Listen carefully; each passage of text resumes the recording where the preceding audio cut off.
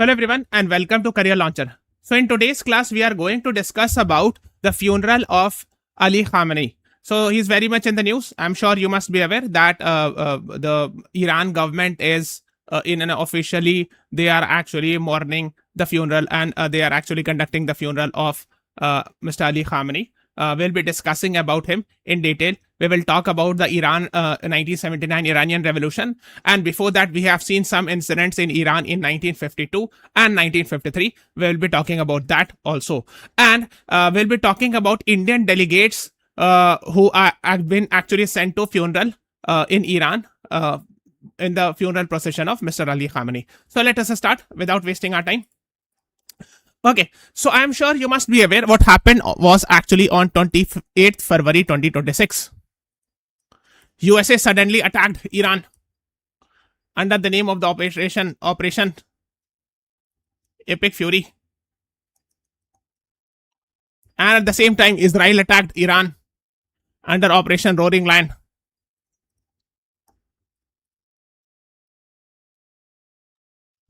Okay, that is what you should know. So 28th February 2026, US and Israel have been at war with Iran and its regional allies. Okay, that is what you should know. So it started on 20th February.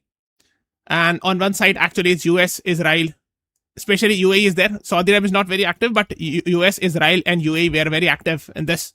And on the other side is Iran, led by Axis of Resistance, like Hezbollah, Hamas, etc. We'll talk about Axis of Resistance as well. Okay, first of all, before moving on, we have seen a lot of questions in the past with regards to operations. For example, when Indians were brought back during Russia-Ukraine war from Ukraine, that was Operation Ganga. It was asked in a lot of exam. Similarly, when Sudan civil war started under Operation Kaveri, a lot of Indians were brought back. So that is why whenever any operations is in the news, it actually becomes very, very important. So that is why you should be knowing about. Okay, so let us start with the operations name. So I've told you the first is Operation Epic Fury. USA attacking Iran. US military striking on Iran on 28th February 2026. Now, why I'm saying 28th February 2026? Because we will discuss something about this date later after a few minutes. Okay, so that is why it is important. Next is Operation Lion's Roar or Roaring Lion. Israel attacking on the same day Iran on 28th February. So both US is a superpower and Israel is also very powerful technically because Israel gets a lot of weapons and military equipments and a lot of financial support from USA and other European countries. So both suddenly launched an attack on Iran on 28th February. So US operation name is Operation Epic Fury. Israel's operation name is Operation Lion's Roar or Operation Roaring Lion. In response to that, Iran attacked USA and Israel under the name of Operation True Promise 4. This is very, very important. You should be knowing. So these all name of operations are very, very important. Okay. Now, these are the things you should know. So Israel attacked and USA also came and attacked. So basically USA attacked from its military bases. For example, they had military bases in Iraq, in Kuwait, in Qatar. So here is Qatar. In UAE, here is in Bahrain. So all these places you will find US military base. So actually USA attacked like that. Not only that, USA had put a lot of aircraft carrier here also. Like one of the famous is USS Gerald Ford. It is considered as the largest aircraft carrier of the world. Aircraft carrier is nothing but a ship which is used to attack from where actually fighter jets can be launched. So then there were USS Abraham Lincoln was also there.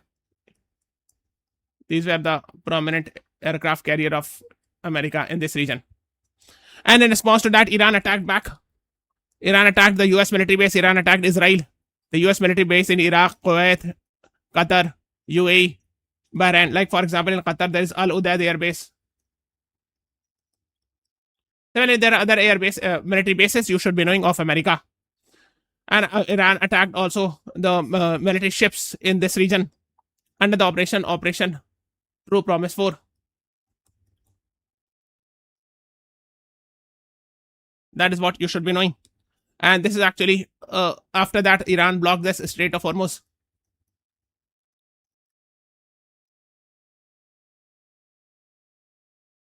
And Strait of Hormuz connects Arabian Gulf or Persian Gulf with Gulf of Oman. So this is Gulf of Oman. Okay, that is what you should be knowing. Now, what happened was actually, and one more thing, it is between the Strait of Hormuz is between Iran and Qatar. So there is a, you can see this is actually in the top. You will find Qatar here, not UAE. This portion is of Qatar. Sorry, of Oman. I'm very sorry. This portion is of Oman. So between Oman and Iran, you will find Strait of Hormuz. Okay, that's what you should be knowing. Now, what happened was since the Strait of Hormuz was blocked by Iran as a mark of protest, and I'm sure you must be aware this region is famous for oil and natural gas. Oil. Let me write it clearly. This region is famous for oil, natural gas, fertilizers, etc. Of course, and India also gets a lot of fertilizer, oil, natural gas from this region. Okay, that is why this was actually very important from the strategic point of view, even for India, and from energy point of view and many other things. So when it was blocked, it was a painful moment for many countries, including India. So then Operation Project Freedom was launched on 4th to 5th May by USA to escort out the merchant ship of America because Iran had blocked it. So a lot of American ships were stuck here. So America launched Operation Project Freedom. I'm not sure how much it was successful, but they have claimed that this is Operation Project Freedom to escort their ships from Strait of Hormuz. Similarly, India launched Operation Urja Suraksha on 23rd March to escort out our ships, the civilian ships in this Strait of Hormuz region. Okay, so of course India do not have a lot adversary relation with Iran, but of course USA was actually at war with Iran, so of course for them it was more difficult. That is what you should be knowing. Now let us talk something about Iran and the past about Iran while talking about it, or history of Iran, I would say. We have discussed about Iranian revolution, but today I will be discussing something extra. So let us talk about 1952 Iranian uprising. What happened was there was actually a king and a prime minister at that time in 1952. So the prime minister's name was Mohammad Mossadegh, and he actually nationalized oil companies. This is very similar to Venezuela crisis. I'm sure you must be aware, recently in January this year we have seen Nicolas Maduro, the president of Venezuela, captured by America, and one of the reasons was actually he has also nationalized the oil company, and because of which no private company can venture. Similar thing was done actually in 1952 by Mohammad Mossadegh. He was the prime minister. 1952 Iranian uprising it is called. So Mohammad Mossadegh was the prime minister. He actually nationalized. Whereas Shah Muhammad Raza Pahlavi, he was the king, and he was pro-USA, pro-US and Israel. Okay.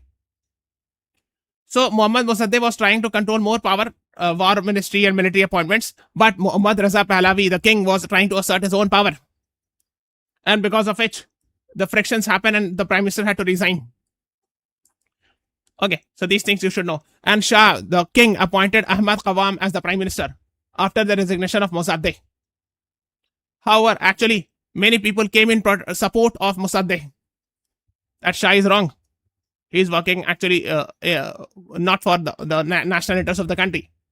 So Qawam had to resign because the people started protesting, and Mossadegh was brought back as the prime minister. Okay, now this is about 1952 event, but next year only.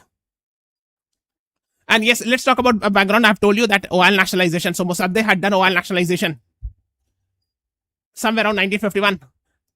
And because of which the European powers and America were not very happy because they wanted actually privatization of oil companies. Right, that is what is being talked about. Challenging the British control, etc. He also wanted a stronger military control over, and he wanted to control. The prime minister Mossadegh wanted to control more power in his hand because the king, Shah Iran, or the Shah or the king, was pro-US and pro-European countries, etc. And that is why you can see it here. In 1953, CIA is a external intelligence agency of America. They brought back military coup against Mossadegh, and Mossadegh was removed. And Shah became much more powerful. The king became powerful. 1953 Iranian coup d'etat. That is what you should be knowing. 19 August, the prime minister of Iran was overthrown in a coup d'etat, and Muhammad Shah Raza Pahlavi became more powerful although he was the king, but he became more powerful. All the power came in his control.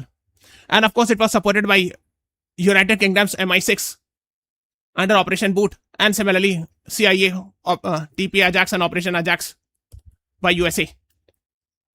Why? Because to protect British oil interests, as Mossadegh had nationalized the oil company. Nationalization means only the government companies of Iran will extract oil. No other private agencies will be involved.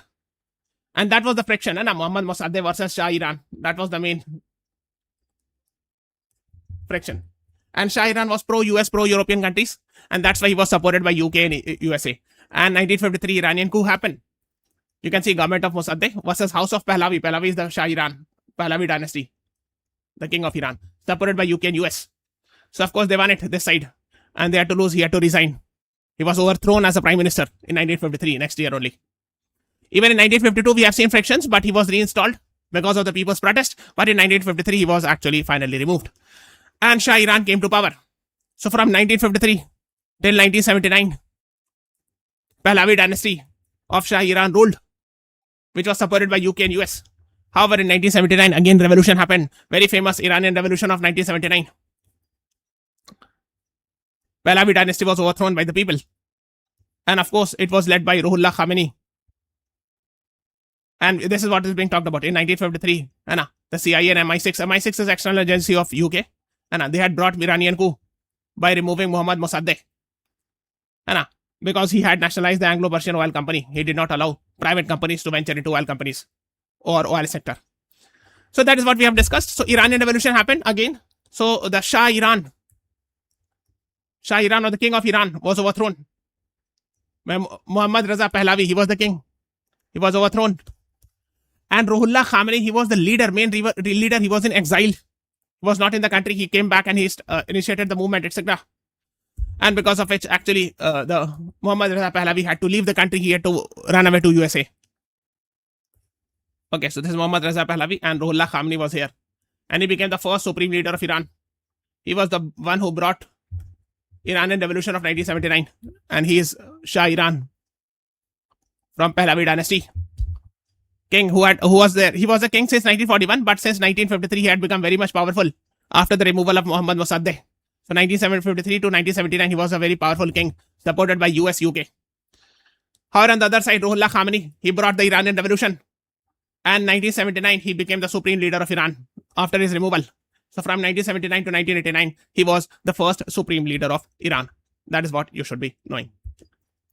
So let us talk something about Muhammad Reza Pahlavi, last Shah of Iran. Yes, we have discussed 1941 to 1979. He was the ruler or the king. So that is what we have discussed. And he has a lot of children. So Crown Prince Reza, very much in the news. So I'm sure Reza Pahlavi, his son, Muhammad Reza Pahlavi's son, Reza Pahlavi is there, and he always remains in the news. Even recently, when the funeral procession of Ali Khamenei happened, he commented on that, etc. So I'm sure you must have seen. Even this year in January, when there were protests happening in Iran against the government because of rise in prices, oil price, rise in the prices, inflation, devaluation of currency, Reza Pahlavi was supporting that, supporting the protest, etc. So these things were there because his father was removed in 1979 revolution. He also lives in America, etc. That's what you should be knowing as a dissident in exile. Now let us talk about Ruhollah Khomeini. So Ruhollah Khomeini, we have discussed, he was the first supreme leader. He brought 1979 Iranian revolution. He was instrumental in bringing Iranian revolution against Pahlavi dynasty. That is what you should be knowing about. He was declared as Times Magazine of the Year also in 1979. Now what happened was, after his death in 1989, after the death of first Grand Ayatollah, or the first supreme leader of Iran, the second supreme leader of Iran was appointed Ali Hosseini Khamenei. Look, he is Khamenei and he is Khomeini. Both are different person. The first supreme leader was Ruhollah Khomeini or Ayatollah Ruhollah Khomeini. The second supreme leader was Ayatollah Ali Khamenei. It is not Khomeini, it is Khamenei. Second supreme leader from 1989 till 28th February 2026. And that is why I was highlighting 28th February a lot. 28th February 2026 because this is the day when USA attacked Iran under Operation Epic Fury. Okay, and actually, he was the supreme leader from 1989 till 2026. And he was assassinated on that day by the bombing of America. So that is what you should be knowing. Okay. Now, I'm sure you must be aware of the governance process in Iran. Actually, earlier we had prime minister also, but the post of prime minister was abolished in 1989. So we have right now a mixture of theocracy and democracy. So theocracy because there's a supreme leader in Iran, and there's a president in Iran who is elected by the government, elected by the people. So this is actually part of democracy, and this you can say is a part of theocracy. So it's a mixture of democracy and theocracy. He's a supreme leader is actually supreme leader of in all perspective, politically also and religiously also. Means this supreme leader is even supreme to the president of Iran in all the decisions. Okay, for all practical purpose, the day-to-day decision is taken by the president. But all the final decisions rest with the supreme leader, who is a religious head as well as the political head, who is even above the president of Iran. So is the current president of Iran. So the current president of Iran is democratically elected person, and he is Mr. Masoud Pezeshkian. 28 July 2024, he became the president of Iran. Okay, let us talk something about the past. 1979, we have seen president of Iran. So these were the president: Abul Hassan Bani Sadr, Muhammad Ali Rajani, Ali Khamenei. Yes, before becoming the supreme leader of Iran, he was the president of Iran also from 1981 to 89. This is very important. Okay, so yes, sir. And 1989, he became the supreme leader of Iran. So now from 1989, we have seen the prime ministership post was abolished, and 1989, all the powers were given to president as well as supreme leader. So Akbar Hashim Rafsanjani was the president of Iran. Then Muhammad Khatami. Then Mahmoud Ahmadinejad. He was also very much in the news because there were some reports that during the US-Iran conflict, he was killed, former Iranian president. But later on, the news report came that no, it is not correct. He's alive. So Mahmoud Ahmadinejad from 2005 to 2013. Then Hassan Rouhani, 2013 to 2021. Then Ibrahim Yaisi. So he actually died in a helicopter crash in Iran, May 2024. And then there was an acting president was appointed, Muhammad Mokhbar, for a few months, for 70 days. And then again, the full-fledged president was appointed, Masoud Pezeshkian. Since then, he is the president of Iran. So this can be asked because he met with a helicopter crash. And this can be asked. Ali Khamenei had earlier served as president also. Okay, now let's talk about the current supreme leader. So I've told you. So after the death of Ali Khamenei, the second supreme leader, he died on 20th February 2026. His son Mujtaba Hosseini Khamenei, or Mujtaba Khamenei, has been appointed as the third supreme leader of Iran. That is what you should be knowing. So it is very important, especially after his father's assassination. He actually came to, he was appointed as the supreme leader. And even during the funeral procession, which is actually happening from 4th to 9th July, actually, he's missing. He was not seen in publicly in the funeral procession or in the funeral prayer. It is called as Janaza Namaz. Janaza Namaz. Okay. Janaza means the funeral prayer in English. So his son was not openly seen in the Janaza Namaz. Okay, so the other three sons were there. The Mujtaba was not present, who is the current supreme leader. So let us talk about the funeral. So state funeral of Ali Khamenei. It is taking place from 3rd to 9th July. Ideally, and he died on 20th February 2026. And ideally, it was supposed to happen in March, 4 to 6 March. But again, the war was continuing, etc. and all. And because of which, it was postponed to 4 to 9 July 2026. And it is happening in different cities. He will be buried in Mashhad. That is the place where he'll be buried. Okay, so let us talk in detail. And there were reports that dates of the funeral were allegedly chosen to coincide with 250th anniversary of US independence, because 4 July 2026, Americans are celebrating 250 years of US independence. And there were, in the ceremony, people shouted death to America, death to Israel, etc. So 4 to 5th July, Tehran farewell. Then 6th July also in Tehran. Then in Qom is a city in Iran. Funeral procession. Then 8th July, funeral procession in Najaf and Karbala. Then in 9th July, Mashhad, funeral procession and burial. So he'll be buried in Mashhad. This can be asked in the exam in Iran. Okay, that's what you should be knowing about. 5th and 6th July is National Shutdown Day. Okay, so basically in the funeral procession, we have seen the three sons of Ali Khamenei. present, Mustafa, Maisam, and Masood Khamenei. But his son, another son, Mustafa Khamenei, who has become the third supreme leader, was not visible in the camera. So we don't know whether he was present or not, but in the camera he was not present. So that is what you should know. And of course, Hezbollah and Hamas members also were there. They met Abbas Araghchi. Abbas Araghchi is the foreign minister of Iran. And we have discussed about this, about the axis of resistance. I've told you, this is Iran. So here you'll find Houthis. They're attacking Israeli and American ships. They are also ally of Iran. Similarly, in Lebanon, you will find Hezbollah. Similarly, in Gaza, you will find Hamas. And there are many other organizations. Even in Bahrain also, we have Bahrain Shiite militias. In Iraq, we have PMF and IRI. These all are actually Iranian allies. That's called as axis of resistance. And I've told you, please read in detail about axis of resistance. This can be asked in the exam. Now, in the funeral procession of Ali Khamenei, 100 countries were expected. Leaders almost 100 countries were invited. So when we are talking about India, of course, Indian leaders also went. But let us talk about some important leaders. For example, from Pakistan, the Prime Minister and the other ministers were there. From Tajikistan, the President of Tajikistan was there. Armenia's Prime Minister was there. Georgia's President was there. Turkey's Vice President was there. From India's side, we have seen two prominent personality. Deputy Foreign Minister, Pabitra Margarita. It is not correct to use Deputy Foreign Minister. You should write Minister of State for Foreign Affairs. Because we do not have Deputy Minister, technically. So, because maybe the Al Jazeera author may not be knowing in detail. We have Cabinet Minister and we have Minister of State. So, he is Minister of State for External Affairs. So, Cabinet Minister is Mr. S. Jaishankar. Cabinet rank. And in the same foreign ministry, Minister of State is the second rank. Is Mr. Pabitra Margarita. He was present. He's also having Minister of State Textiles also with him. So, as a Minister of State for Foreign Affairs, he visited. He was actually the Iran invited India's Prime Minister also. Modi ji was also invited, although India sent its Minister of State for Foreign Affairs, for Minister of External Affairs, Minister of State, of Foreign Ministry, Ministry of External Affairs. And another person was Governor of Bihar, Lieutenant General Syed Atta Hasnan. Another person, yes. So, Lieutenant General Syed Atta Hasnan, he has served as a decorated army officer.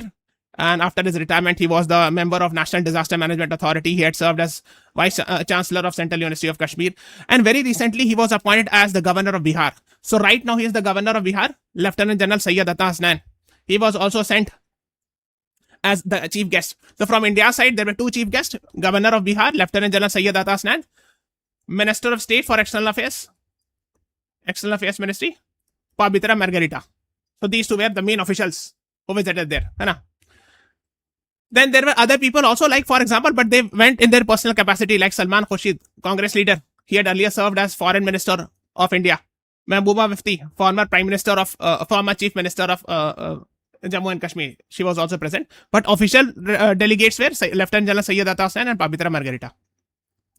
Then from China also, Chinese officials were sent, etc. You can read about them. So I think that is more than enough. Russia's had also sent their Security Council, Russian Security Council Deputy Chairman Dmitry Medvedev. He had earlier served as, he's very close aide of Vladimir Putin. Afghanistan has also sent their officials. Bangladesh parliamentary speaker were sent, etc. So that is what you should be knowing. And I would recommend, since this is very much in the news, please watch this class, search this, and you will find this class on our YouTube channel. Please watch it. This is very, very important. So this is all about today's class. Please subscribe to our channel, press the like button, share this video. Thank you everyone. Thanks for watching. Have a nice day.